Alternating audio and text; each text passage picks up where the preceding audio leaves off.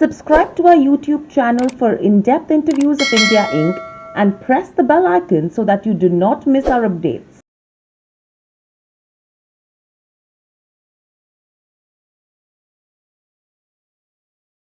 Hello and welcome to Nirmal, ladies and gentlemen. I'm Hiral Dadia. We have with us Prateek Agrawal, Business Head and CIO at Ask Investment Managers, and Rahul Singh, CIO Equities at Tata Mutual Fund, joining us on the show. Welcome to the show, gentlemen. Pleasure to speak to you as well. And an exciting time that we've been talking right now, taking these unprecedented times into consideration. Plus, you have the budget cheer that is coming in. So it's a pretty mixed emotion that everyone in the markets is going through. Rahul, let me come to you first. What do you think of the budget? Do you think we've been able to balance macroeconomic reforms and the public policy area as well? Yeah, I think so. I think the single biggest thing for me was that one, the budget has tried to become more transparent, which has always been an issue in terms of what debt is off balance sheet, on balance sheet.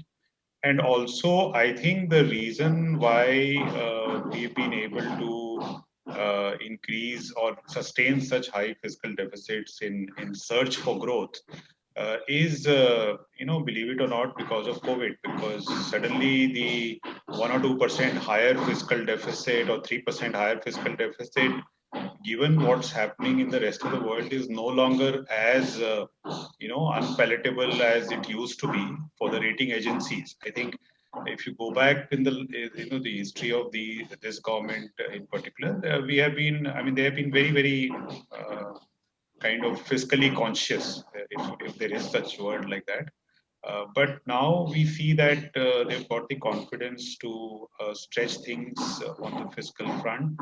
And I think that's coming because, as I said, I think the mood around fiscal deficit has changed, given that a lot of other developed markets are running 15-20% fiscal deficit. So I think that gave the elbow room to the government, frankly, in my view. And I think more than the numbers on the fiscal deficit, I think there's also been a significant reform push, financial sector, PSU, power sector, although we've tried power sector a few times. But I think the noise on the reforms front, all the subjective elements have also been pretty good. So it's a good mixture of, I think, fiscal push, pump priming the economy, and keeping the reform wheel moving. I think that's the that's where the obviously the budget has surprised positively. Absolutely. I think what would your view be on this? Because clearly the expectations were really high with regards to budget 2021. Do you think they've been able to provide a booster dose for growth with maintaining an accommodative fiscal stance? No, so agree with everything Rahul said. Uh, if they can do a budget with a fiscal deficit which is closer to 7%, with higher transparency, so like on like it is closer to 5%. But that also implies that as a country we are giving ourselves a degree of freedom more. In terms of new ideas, there weren't many actually. What they have done very differently, and I should say, it sounded more like a budget from their party that one would expect. Focus on, for example, privatization, and not saying that I want to privatize this, and these are the five companies. They're saying we want to be in these four businesses. Hmm. Everything else we will privatize, maybe today, maybe tomorrow. And versus in the past, wherein after you name a company and all kinds of push and pulls start to happen, this time around, the guys who came in and spoke on the subject after the budget said work has started. We will table whatever needs to be tabled in this session or the next session. So this is like decisions taken, work happening, and it is not only corporates; it is also other assets, which include land. Very interesting. And there is a monitoring agency to see whether you are keeping up with it or not. That's music to our ears. That is what you expect a right-wing government to do. And then it is not only sale. The focus on Invt, once again, an instrument which they have been perfecting, I would say, over the last 2 odd years. Uh, Very positive on that. What happens if, let's say, a GAIL puts the pipeline there, if a power grid puts the transmission assets there. In fact, a hotel company can put its hotel there. So a fixed return rental businesses are very, very amenable for Invts. Many people are already putting roads there. Even from a stock market point of view, a low ROC business, ROCs are very much in focus these days. A low ROC business you put there, it is a high yield business. Investors there will get 8-9%. But then the listco suddenly becomes a high ROC business. So it is that kind of a instrument. It serves the need of the people and targets, I would say, the big money banks. The world has been swimming in money, and this is a country which has been capital starved for such a long period of time. That is probably because we did not have instruments which can absorb large amount of foreign money. Now, with Invts, with the kind of road infrastructure there, ports, airports, transmission lines, etc., I would believe the foreign participation that you see there would be of a different level next period. And then, because of the kind of flows that come from there, both the rupee could be stable and interest rates could be down, while your fiscal deficit seems to be so high. Right. So with this, another aspect on the fiscal deficit front is, in fact, rating agencies are saying that, they're flagging off high fiscal deficit and slow consolidation. Clearly, a 9.5% of GDP in FY21, a 6.8% in FY22, and a more gradual pace of consolidation, than what previously was anticipated, and we reached 4.5% only by FY26. Taking these numbers into consideration, do you think this is something which is doable, Rahul? So first, let's look at fiscal deficit not in isolation. We look at debt to GDP, and if you're looking at 85-90% as peak debt to GDP as a result of this, is it way out of line compared to a similar rated countries? I think that's the call which the government has taken, that we can sustain this debt to GDP at a certain level. The other fundamental logic of fiscal deficit, sustaining high fiscal deficit, is this: that as long as your nominal GDP growth rate is more than the interest which you are paying on your borrowings, it's sustainable. So I think the call which the government has taken is that if by pushing fiscal deficit to say 6.8%, which is, as Prateek said, not like to like, so maybe it's 1% lower. If I can generate sustainably a nominal GDP growth rate of 11-12%, not FY22 might be 15%, but beyond FY22, if we can generate a nominal GDP growth rate of 11-12%, which is well in excess of the, let's say, the borrowing rate of the government, which is 6.25, even assuming that the bond rates go up. It is not, the debt will not go out of spiral. Ultimately, what you don't want is debt spiraling out of control. It will not happen if the nominal growth is higher than the interest rate. And for that to happen, I think government had to take a bet at some point that when do we push for growth? Otherwise, if we don't push for growth now, with a country like ours where savings rate is coming down, job creation has been a challenge, investment cycle has not picked up for many, many years, you will be stuck in a 5% GDP growth rate for a long time, which means nominal GDP growth rate of, say, 8%. Then you will have even more challenging task to increase the debt or increase the fiscal deficit when you will not be able to.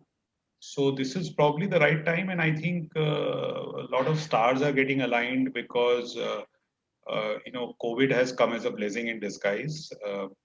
Because there is openness for people to look outside of China in terms of the investments. So I think government is trying to capitalize on multiple factors, and I think COVID has been I mean, I shouldn't be saying it, but it seems like a lucky break for the nation as a whole.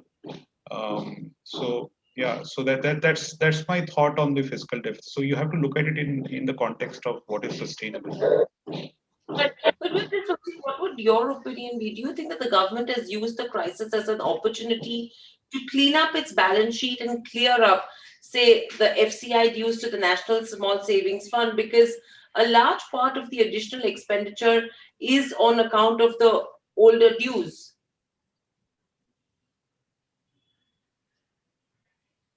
Is that a question to me or to Prateek? Yeah, Prateek. Yeah. Sorry, I thought it was addressed to Rahul. So putting the FCI expense over the line increases the transparency for sure. In some way, I think putting it under the line may have lost its relevance, because you were doing it to show to the world, and if the world was any which was correcting it by putting it up, you may as well put it up. So that's the only thing that happened. But the good thing is this time they did not spill it over into the new year, especially stuff like fertilizer subsidies. They have gotten paid. So to that extent, liked what we saw, I should say. Right. So Prateek, with this, if you're taking into consideration a higher than expected borrowing number in FY21 and 22, that's something which actually put pressure on the bond yields as well. What's your anticipation? How do you expect the yields from here on? And do you think there is more support required from the RBI in the upcoming policy meeting as well? Or do you think the RBI has done enough? No, so my views on yields are different. Let me start by saying that in India, like let me say the currency rates, the yields are determined by RBI. It is not determined by inflation. It they create the money. They can make yields settle where they want, where it is seen sustainable, by increasing or reducing the money supply almost at will. So it is more to do with what can be explained to the people, what can be accepted by the people. Okay, the government wants lower yields. If you look at the budget, interest cost is a very large single expense on the budget. If it goes down and you reprice your yields down, it releases more money for doing other work. So government and government interests say that you want lower yields. Now, in terms of population, it's a more difficult thing to achieve. There are people in the West who may want lower yield because they are more inclined towards business. The people in the East who may want higher yields because they are more of savers. So it is not one thing that appeals to everybody. And the level of interest rates hence has an element of politics to it. What can be accepted by people, what can be digested by people, that is one. It is not alone, so I do understand demand and supply of currency, it is not alone determined by the fiscal deficit, point one. Point two, there are many borrowers from the overall savings pool that exists in a country at a given point in time. That includes the government, that includes private sector, that includes individuals. Now, in a period when others are not borrowing, why can't the government borrow more? Because otherwise interest rates will fall even more. And this is one such period. There is no that is not a case that private sector will not get money and the government is borrowing more. There is enough for everybody, so why not? Third is the cask itself getting larger. And that was the point that I made first, that because of Invts, because of the instruments that are being put in, the amount of money that you expect from foreign, what happens is when they buy anything, RBI gets dollar, rupee gets released into the system. Liquidity in the system increases. And that increases the supply, and your interest rates hence get a downward push. So in spite of what the government may have done in terms of higher deficit, because borrowing propensity from others is lower, and because foreign flows could be higher from very deep pockets, there is a chance that policy willing you can have lower interest rates from what you are seeing today. Because any which way our interest rates are still real. Next year, if you look at inflation, for people who are fond of inflation plus interest rates, next year there is a great chance that your inflation will be benign. Because base of this year has higher oil prices, 20 to $50 plus taxes. And on top of it, you had agri commodity vegetable price increases in November, December. So the base for next year is super nice, and chances of the inflation staying closer to 4 is high. So if you're happy with inflation plus, there is actually a scope to reduce interest rates. But like I said, policy willing. Right. So with this, Rahul, what would your view be? Because clearly we did see pressure over the last two sessions in terms of bond deals. However, a major rally that did come in terms of the markets. Do you think the absence of nasty surprises on the tax front was partially responsible for the relief rally in the markets as well? Yes, yeah, could be, but I think you have to understand the fundamental basis for it also, because what the government is trying to do is to push the economic growth rate closer to the potential growth rate which they have identified at 7 to 8%. Now, if they can do, remember that pre-COVID, the economic growth rate had come down to 4%. So let us not forget that. So government is using this opportunity to realize that if we don't do anything, we will slip back to 4-5% in FY23, and we will have a problem in our hands. So if the trend growth, if the economic growth rate moves closer to the 10 growth in next, not this year, next year, the year after that, and beyond, what it does is also to create a scenario where the earning expectations can keep getting surprised and positively upgraded. So we've seen one round of upgrades after COVID and the recovery. I think the next round of upgrades will happen on the investment cycle recovery, and I think generally rekindling the animal spirits within the corporate sector in terms of investing. So I think why the markets have rallied after the correction. Some of it could be because of short-term factors, like you mentioned. There are a lot of technical factors also at work. But what it does is to change the narrative when let's say a foreign investor looks at India. That the narrative is that yes, the country is pushing for growth, country is pushing for reforms. Valuations are yes 10-15% higher than 10-year average. India is trading at 50% premium to emerging markets. All those things are there, but can it sustain? I think the question then becomes, can it sustain, and can we deliver returns at least in line with the earnings growth beyond FY22? So my sense is that the market is taking those kind of calls also collectively, and not just a relief based on lack of capital gains or lack of that could have played a role on the first day, but not beyond that. Right. So the next now that we're watching out for is the RBI policy.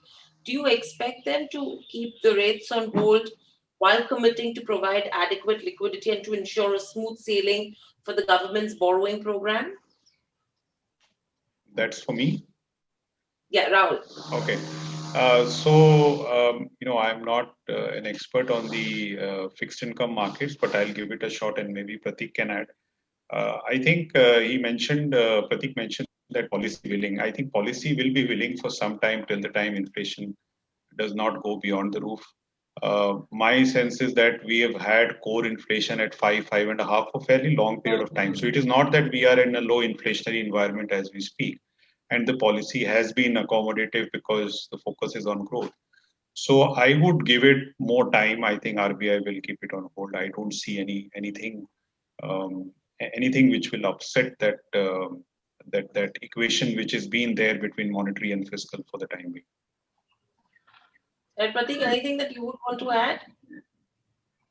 So just add a few news items that happened to this, just to give more color, agree with everything that Rahul has been saying. So one, the target inflation for RBI was 4%. Now, before the budget, there was a statement which said that could be expanded to 5%. Kind of indicating that the tolerances could be higher for a short period of time, and the accommodative stances can be maintained. You should also see the previous policy from RBI. And once again, there was, while the policy direction from being super accommodative turned more normal, it was supposed to stay that way for longer.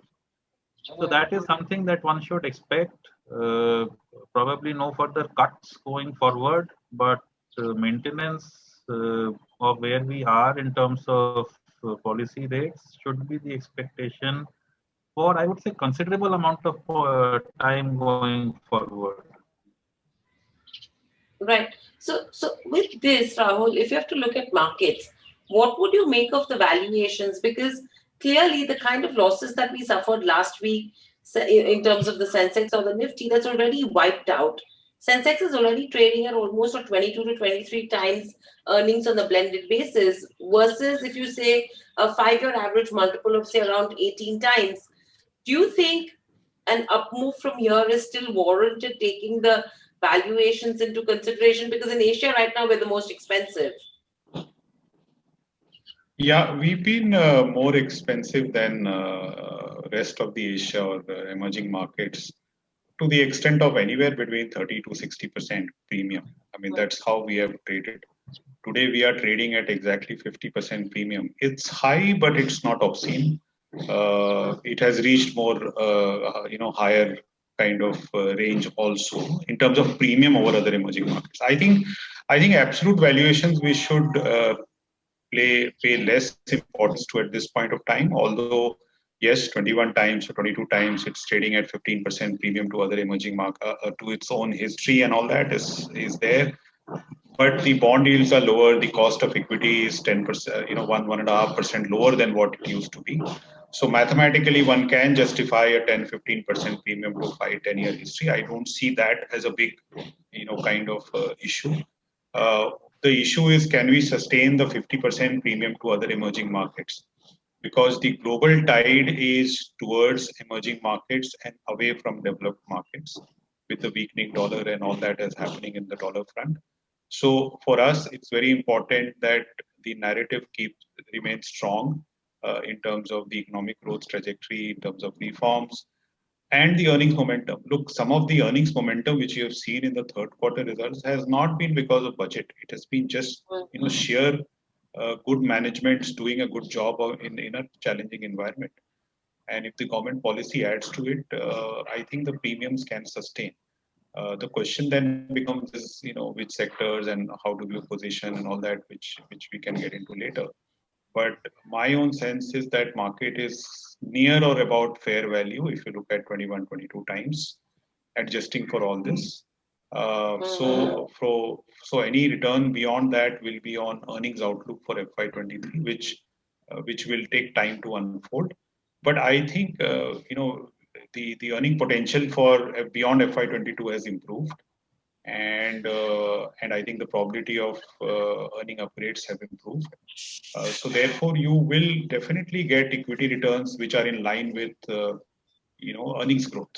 I think that is a very safe assumption to make today, despite the fact that we are at high valuations. Right. So Rahul, a follow-up question on this. Do you think along with the earnings and the budget, we could see a further boost that could appeal the domestic markets for global funds? Because they are the ones who have actually bought shares so far this year, while they've been selling Indian debt. So do you think the rally that we see from here on will continue to be FI driven, or there will be a lot of participation that could start coming in from the domestic funds as well now? So FIIs, as I mentioned, look at the narrative for the country, which has definitely got a shot in the arm after the budget. Earnings have been decent. So there's nothing seems like which can go wrong immediately in the earnings front, except if crude prices go up, it spoils the narrative a little bit if crude goes to 70 and above.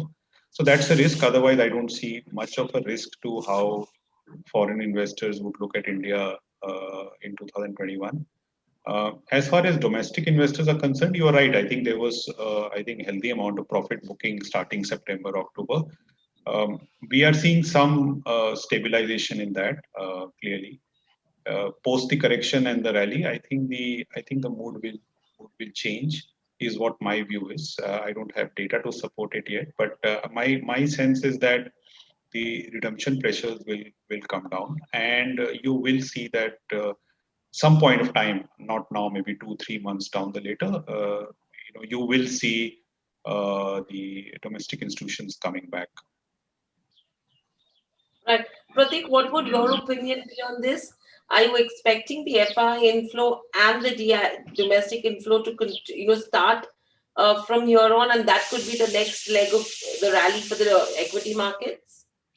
So, let me give a slightly different picture to this one. Now, FIIs did not make the market go up at the bottom of the market. It was domestic retail investors. First time in history, domestic retail came in at the bottom of the market and bought like it did. Okay.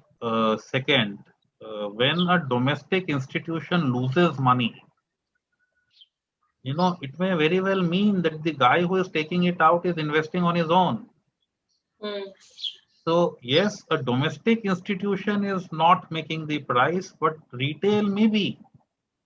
So, if you track the retail activity data, from the overall volumes, knock off Indian institutions and foreign institutions, that is keeping on being super high.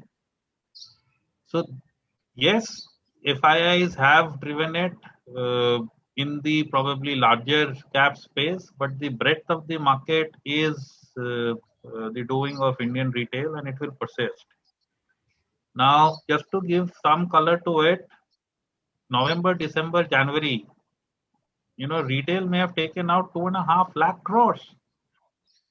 So if there are three pieces in India, retail, domestic institution and foreign institution, whatever foreigners have bought, Indian retailers have sold. Whatever redemptions have happened from domestic mutual funds, retail has taken out money. That sums up to 2.5 lakh crores. Some bit of it may have gone back into buying cars or houses, etc. We had a great festival season, real economy, but a lot of it has come back into the market on their own, and this is something which will persist. The policy environment supports that. So your PLI schemes, increase in import duties, better market access to Indian manufacturing to Indian market are things which are happening. Okay, and that's the part of the market which is bubbling. That's the part where, let's say, the smaller investors play, and I would say they are doing a great job. They're feeling good just now, and it could persist for some time. So that's not to say on that. Second, in terms of outlook on FIIs looking at India, do remember that last year we had a MSCI weight increase.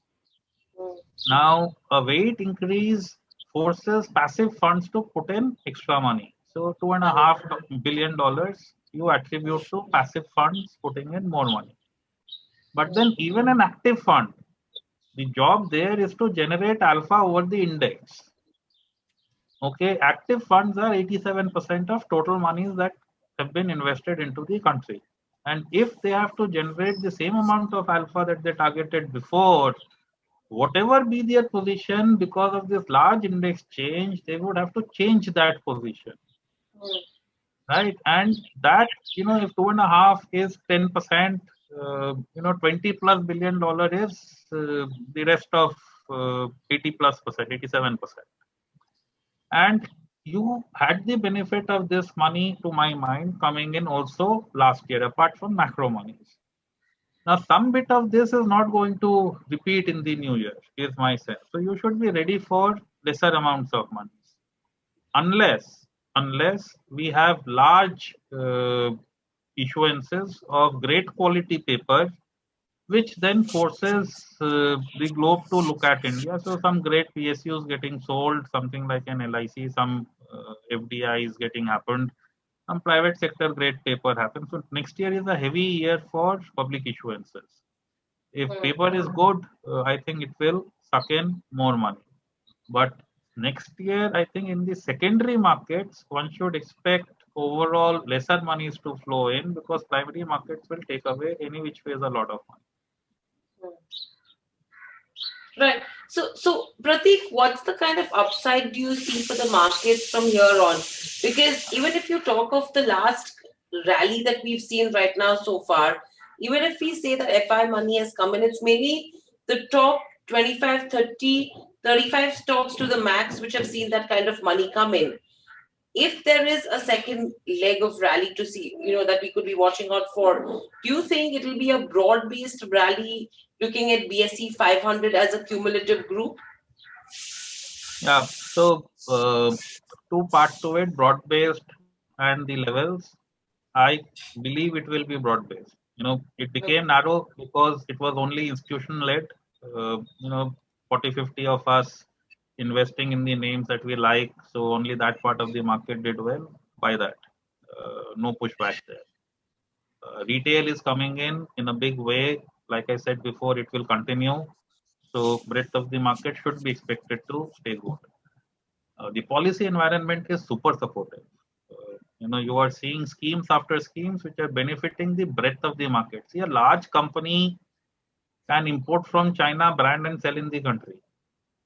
Okay, or it can source from India, brand and sell in the country. It doesn't get so much impacted by the government policy. It is the guy who is manufacturing that gets impacted. If import duties move up, the Indian guy gets a small relative benefit. So that's a part which is also getting supported big time. Every winner of a PLI is a mid-cap company. Okay, so this space is seeing a lot of action on the positive side. So, if the space is bubbling, I think it will sustain for some time. I'm not a traditional bull on mid-cap, by the way. So that is on the breadth of the rally. Second, whether the markets will sustain and whether we have an upside. Let me give some visuals. For 7 years, India had on the Nifty an EPS of 400s. Kabhi 410, 450, 430, 480 and so on. FY21, we may nudge a 500. So for 7 years, we did not have 25% total returns on total growth in the EPS. In this year, we started thinking it would be mid 400s. We may at the end of it cross 500s. In the next year, people are working with 650 to 700, getting closer to 700 as time passes. The year after 800. So in 2 years, you will move from 400s to 800. Digest that. Okay, and with the 800, be conservative, put a multiplier, you get a index target. To my mind, from where we are, logically speaking, you still expect a 10-12% kind of upside.